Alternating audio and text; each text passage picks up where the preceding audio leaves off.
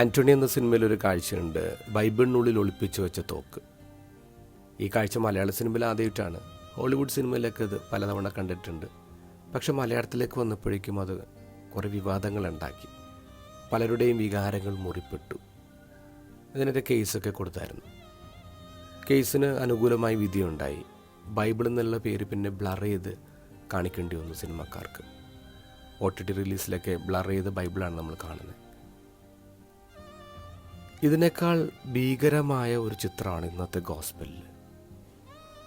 സിനഗോഗിൽ പ്രാർത്ഥിക്കാൻ വരുന്ന ആൾക്കാർ, ഈശോ ആദ്യമായിട്ട് തൻ്റെ പ്രസംഗം അവരോട് പറയാണ്.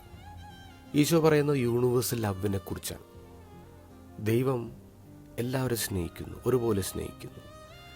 അതിന് ഈശോ 2 എക്സാമ്പിൾ പറയുന്നുണ്ട്. ഒന്ന് സിറിയായിലെ നാമാൻ, പിന്നെ സരപ്തായിലെ വിധവ. ഈ 2 പേരും അന്യനാട്ടുകാരാണ്, അന്യമതക്കാരാണ്. അത് സിനഗോഗിലിരുന്ന യഹൂദർക്ക് ഇഷ്ടപ്പെട്ടില്ല. ദേവർ ഫിൽഡ് വിത്ത് റേജ് എന്ന് പറയാം. അവർ കോപാകുലരായി.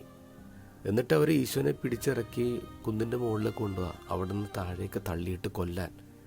അപ്പോൾ ഒരാളെ കൊല്ലാൻ മാത്രമുള്ള ദേഷ്യമാണ് അവർക്കുണ്ടാകുന്നത്.